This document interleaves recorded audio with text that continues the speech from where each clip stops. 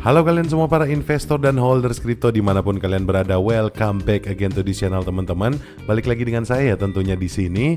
Anyway, sorry ya teman-teman, kemarin saya nggak update ke kalian. Saya juga merayakan Idul Fitri teman-teman, dan saya juga pengen ngucapin ke kalian semua yang beragama Islam selamat Hari Raya Idul Fitri. Minal aidin wal faizin, mohon maaf lahir dan batin. Semoga di Idul Fitri ini kita semua sudah refresh ya teman-teman, sudah kembali lagi dari nol. Mudah-mudahan kemarin semua puasanya lancar dan di lebaran ini kita kembali lagi seperti bayi yang baru lahir. Oke teman-teman, kita langsung masuk aja ya. Di sini saya mau update buat kalian semua untuk halving Bitcoin teman-teman, tinggal 8 hari lagi. Tinggal kurang dari 1.300 blok lagi teman-teman, atau tepatnya mungkin 1.296 blok lagi untuk menuju halving. Dan sekarang ini ya teman-teman, banyak banget analis yang memprediksikan tentang skenario Bitcoin ke depannya setelah halving ini apa yang akan terjadi. Dan di sini mungkin saya bakalan ngasih insight juga buat kalian semua dari apa yang saya pahami selama ini teman-teman, dari apa yang saya tahu aja. Oke, tapi sebelum kita ke sana ya teman-teman, saya di sini pengen update market dulu seperti biasa. Di sini untuk keadaan market atau kondisinya sekarang ini membaik ya teman-teman. Di sini untuk Bitcoin sendiri harganya sudah kembali lagi di 70 ribuan teman-teman, 70.500. Ini sudah recover ya selama 1 minggu terakhir ini, dan tentunya ya dengan dominasi Bitcoin yang cukup tinggi di 52% teman-teman, ini tentunya akan mengangkat ekosistem cryptocurrency secara keseluruhan. Dan benar aja ya teman-teman, di sini yang terjadi pada Ethereum juga sudah kembali recover teman-teman.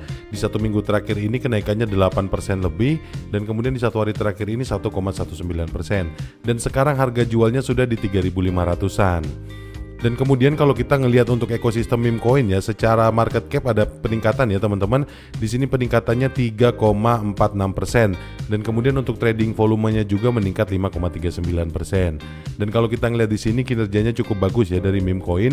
Kalau kita ngelihat Dogecoin teman-teman bisa ngelihat di sini Dogecoin mengalami peningkatan sebesar 4,06% selama 1 hari terakhir ini, dan selama 1 minggu terakhir ini 12,12%. Dan kemudian untuk Shiba Inu juga teman-teman, di sini 1 hari terakhir ini 1,39%, dan untuk 1 pekan terakhir 5,55%. Ini peningkatan yang cukup bagus ya teman-teman. Dan untuk PP Coin juga teman-teman, di sini cukup bagus kenaikannya di 1 hari terakhir ini di 2,18%, dan 1 minggu terakhir ini 4,56%. Ya semoga aja ya dalam waktu dekat ini bisa kembali menguji level ATH-nya. Oke teman-teman, kita balik lagi ke Bitcoin. Di sini mungkin sedikit aja ya apa yang terjadi setelah halving kira-kira. Di sini mungkin saya akan sedikit memberikan analisa kepada teman-teman semua, tapi ini tentunya dengan asumsi ya teman-teman. Ini asumsi saya pribadi, dan ini adalah prediksi pribadi saya teman-teman. Di sini saya bakal ngajak kalian untuk lihat historical datanya dari Bitcoin teman-teman. Kita ngelihat waktu dia halving pada 2016 lalu.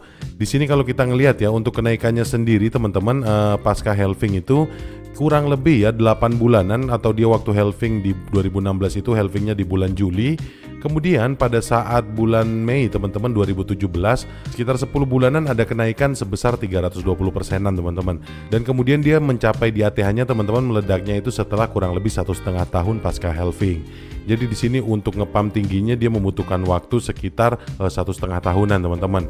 Dan kalau kita ngelihat di halving yang kedua di sini, untuk halving yang kedua tahun 2020 teman-teman, di sini halvingnya waktu itu bulan Mei ya. Kemudian setelah 8 bulan dia mulai menanjak tinggi, atau kenaikannya sebesar 360% lebih teman-teman. Dan kemudian teman-teman setelah 8 bulan berikutnya dia naik di 600% lebih, hampir 700%, atau harganya waktu itu sekitar 60 ribuan ya teman-teman. Dan waktu yang dibutuhkan teman-teman dari halving sampai ke ATH-nya itu sekitar 16 bulanan ya teman-teman, atau hampir 1,5 tahunan juga. Dan kemudian ya teman-teman, kalau misalnya kita ngelihat di sini ya dengan skenario yang sama kurang lebih di tahun 2016 dan 2020, di sini mungkin sekedar prediksi singkat aja. Kalau misalnya dia halving di bulan April ini, kita ambil range waktu antara 8 sampai 10 bulan setelahnya ya. Di situ nanti kurang lebih di sekitar bulan Desember ya tahun ini dia bakalan naik di 40%-an teman-teman, atau harganya itu bisa sampai di 90 ribuan, hampir 100 ribu dolar. Ini tentunya kenaikannya kenapa tidak terlalu jauh teman-teman, karena ini dengan asumsi harga Bitcoin sudah terlalu tinggi ya. Dan kemudian nanti ya teman-teman, di bulan Oktober tahun 2025 kemungkinan ya kenaikannya akan segini teman-teman. Dia akan naik di 100%, yaitu harganya sekitar 140 ribuan dolar.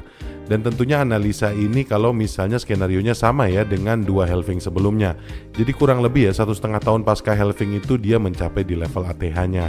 Dan di sini mungkin saya ngambilnya tidak terlalu banyak teman-teman, tidak terlalu tinggi seperti di halving yang 2016 dan 2020, karena di sini menurut saya harganya sudah terlalu tinggi dan kemudian jadi nanti kemungkinan banyak orang yang akan bermain di ETF Bitcoin teman-teman. ETF Bitcoin Spot itu nanti akan jadi sangat populer, dan juga karena faktor altcoin yang lain ya, banyak yang ikut menanjak, banyak yang harganya juga jadi bagus teman-teman.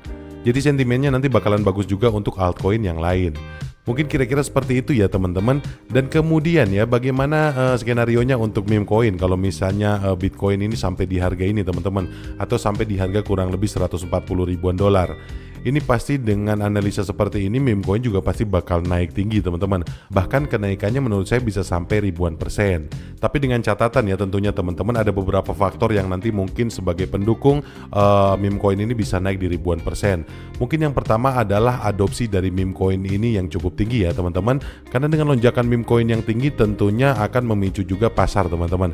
Exchange besar juga pasti akan melisting meme coin ya teman-teman. Dan mungkin juga bisa menjadi favorit dari exchange besar. Dan untuk faktor yang kedua teman-teman, kemungkinan ya di tahun 2025 nanti itu Web3 bakalan meluas teman-teman. Jadi mungkin banyak platform-platform yang nanti menjadikan token meme ini atau meme coin sebagai utility-nya. Bisa jadi mungkin bakalan seperti itu. Dan kemudian faktor yang ketiga ya teman-teman, di sini kan untuk sekarang BlackRock lagi gencar-gencarnya untuk mentokenisasi aset real ya teman-teman, atau RAW. Di sini teknologi RAW sudah mulai booming teman-teman. Dan kalau RAW ini mulai booming dan menjadi tren ke depannya, otomatis nanti lebih banyak token lagi yang akan bermunculan, dan itu akan menjadi use case atau utility-nya ya untuk project-project besar selanjutnya. Itu semua mungkin bisa menjadi faktor yang memicu kenaikan meme coin atau lonjakan meme coin ribuan persen. Dan tentunya teman-teman, faktor utamanya adalah dari kenaikan Bitcoin pasca halving ini. Kalau misalnya pasca halving ini sesuai dengan skenarionya atau sesuai dengan tren historicalnya, kemungkinan besar bakalan banyak banget perubahan di dunia cryptocurrency teman-teman. Kita ngeliat aja nanti sampai tahun 2025, atau enggak mungkin di tahun 2024 akhir ini kita bisa ngeliat ya pergerakannya apakah sesuai ataukah sama dengan tren yang lalu, atau mungkin nanti ada pergerakan pasar baru yang menyebabkan dominasi Bitcoin tidak setinggi sekarang. Ya segala kemungkinan bisa terjadi teman-teman. Ini hanya sekedar analisa ya teman-teman, dan analisa ini pun bukan berasal dari expert teman-teman. Saya bukan expert untuk analisa seperti ini ya. Tapi yang jelas yang saya jabarkan di video ini itu kemungkinan aja. Itu kemungkinan yang mungkin bisa terjadi ke depannya. Tapi yang jelas halving Bitcoin ini akan menjadi historical trend teman-teman. Ini akan menjadi sejarah untuk ekosistem cryptocurrency ke depannya. Kira-kira seperti itu ya teman-teman. Mungkin itu secara garis besar aja. Mungkin buat analisa yang lebih detail kalian bisa mencari informasi-informasi yang lain. Oke, mungkin segitu aja ya teman-teman yang bisa saya sampaikan di video kali ini. Mudah-mudahan aja ini bisa menjadi insight buat kalian, dan mudah-mudahan aja ini bermanfaat buat kalian semua. And anyway teman-teman, terima kasih banyak buat kalian yang sudah klik video ini. Nggak lupa juga terima kasih buat kalian yang sudah subscribe channel ini dan like video ini. Akhir kata, sampai ketemu lagi di video-video yang selanjutnya. Bye.